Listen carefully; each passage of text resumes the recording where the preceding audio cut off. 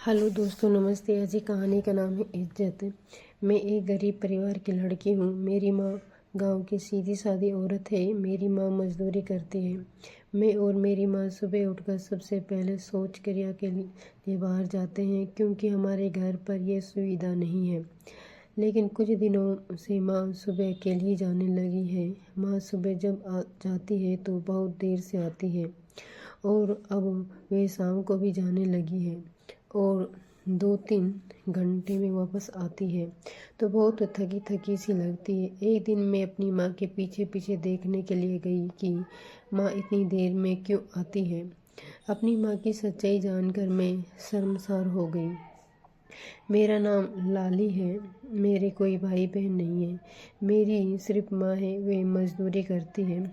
मेरी सुंदरता के कारण माँ मुझे कभी अपने साथ मजदूरी करने नहीं ले गई। हम हमारे यहाँ रोज का कमाना खाना होता है। अगर किसी दिन मजदूरी नहीं मिली तो शायद हमारे यहाँ चूल्हा भी नहीं जले। जब मैं छोटी थी, मेरे पिताजी का स्वर्गवास हो गया था। मेरे पिताजी भी मजदूरी करते थे। एक बार एक सेठ की कोठी बन रही थी, उसमें मेरे पिताजी काम कर रहे थे। अचानक से एक ईंट मेरे पिताजी के सिर पर गिरी और उनकी वही मृत्यु हो गई। तब से मैं सिर्फ 3 साल की थी और मुझे कुछ भी याद नहीं था। जब मैं थोड़ी बड़ी हुई तब ये सारी बातें मुझे माँ ने बताई थी। जिस सेठ की कोठी पर मेरे पिताजी की मृत्यु हुई थी, उस सेठ जी ने ये वादा किया था कि जब मैं बड़ी हो जाऊंगी तो वे मेरी शादी के खर्चे में मदद करेंगे और हम लोगों को थोड़ा बहुत खर्च पानी भी हर महीने दिया करेंगे। मेरी माँ ने सोचा कि अगर सेठ जी का कहना नहीं मानेंगे तो कुछ भी हासिल नहीं होगा और उल्टे वह हमें गांव से निकाल देंगे। इसलिए माँ को मजबूरी में सेठ का कहना मानना पड़ा। धीरे धीरे समय बीतता गया। शुरू शुरू में तो सेठ ने हम दोनों को थोड़ा बहुत अनाज वगैरह भेज दिया, लेकिन धीरे धीरे उन्होंने सब कुछ बंद कर दिया। अब मेरी माँ मजदूरी करके हम दोनों के पेट भरने का इंतजाम करने लगी थी। अब मेरी माँ को चिंता होने लगी कि मेरी शादी कैसे होगी, क्योंकि मैं बड़ी होने लगी थी। मेरी उम्र धीरे धीरे 18 वर्ष की हो गई थी। एक दिन मेरी माँ सेठ जी की कोठी पर गई और उनसे मेरी शादी में मदद करने के लिए कहा। जब मेरी माँ सेठ जी के यहाँ से लौट कर आई तो मैंने उनसे पूछा कि सेठ जी ने क्या कहा। तो मेरी माँ मुझे समझाते हुए बोली, तो चिंता मत कर, सब इंतजाम हो जाएगा। लेकिन जिस दिन से माँ सेठ जी की कोठी से वापस आई थी, उस दिन एक नई बात हो गई थी। अब माँ शौच क्रिया के लिए जाती तो 2-3 घंटे में वापस आती, और माँ अब शाम को भी जाती तो भी 2-3 घंटे लगा देती थी, जबकि माँ पहले सिर्फ आधा घंटे में वापस आ जाती थी। मैं परेशान हो गई थी। मुझे समझ में नहीं आ रहा था कि माँ कहाँ जाती है। अब मुझे माँ की हरकतों पर शक होने लगा था, इसलिए मैंने माँ का पीछा करने का निश्चय किया। एक दिन मैं माँ के पीछे पीछे जा रही थी कि तभी रास्ते में मेरी एक सहेली मिल गई और उसने मुझे रोक लिया। जब तक मैं उससे थोड़ी देर बात करने लगी, तब तक माँ कहीं गायब हो गई। मैंने माँ को खूब ढूंढा, लेकिन वह मुझे कहीं नज़र नहीं आई।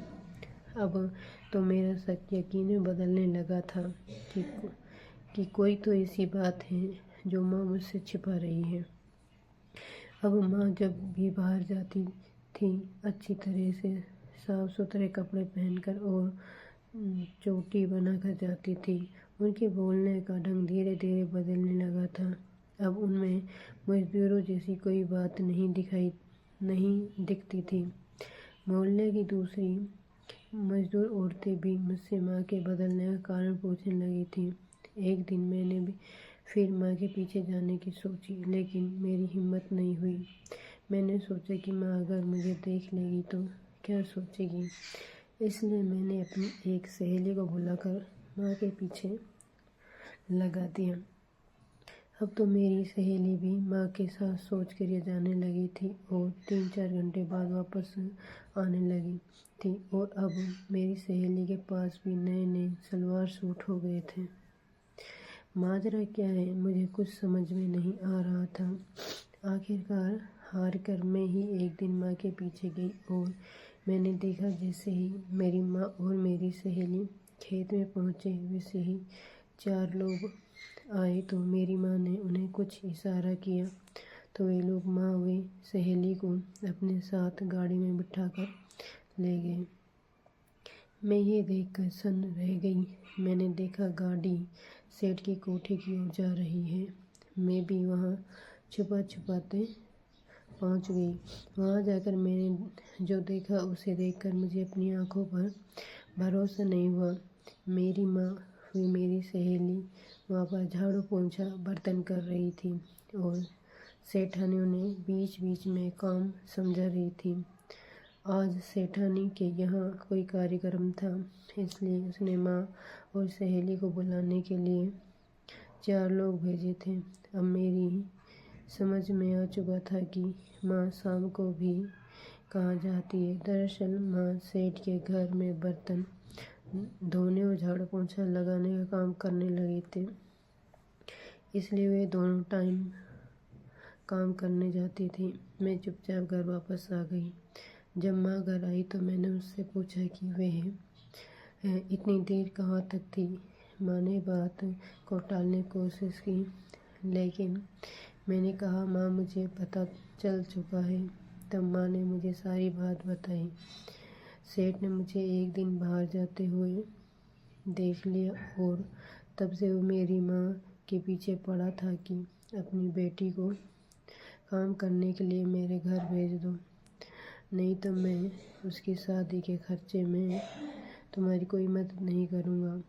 माँ को डर था कि कहीं सेठ मेरे साथ कोई गलत हरकत ना करे, इसलिए माँ मुझे बिना बताए दोनों टाइम सेठ के यहाँ काम वाली बाई का काम कर रही थी। सेठानी माँ को अपनी कुछ पुरानी साड़ियाँ भी दे देती थी और अच्छी तरह से साफ़ सुथरा रहने के लिए बोलती थी, इसलिए माँ साफ सुथरी रहने लगी थी और अच्छी तरह बोलने भी लगी थी। मेरी सहेली भी माँ के साथ वही काम करने लगी थी, इसलिए उसे भी अच्छे कपड़े मिलने लगे थे। सेठानी अपनी बेटी के सूट मेरी सहेली को दे दिया करती थी। सेठानी को पता चल चुका था कि सेठ की नज़र मुझ पर है, इसलिए उन्होंने मेरी माँ को काम पर लगा लिया था ताकि मुझे न जाना पड़े। माँ मुझे समझने लगी कि बेटी अगर मैं उनके यहाँ काम करने नहीं जाती तो वे तेरा रहना मुश्किल कर देते और तेरी शादी में भी अड़चन आ जाती। अब मैंने अपनी माँ से माफ़ी मांगी। मैंने कहा माँ मुझे माफ़ कर दो, मैंने पता नहीं क्या आपके बारे में क्या क्या सोच लिया था।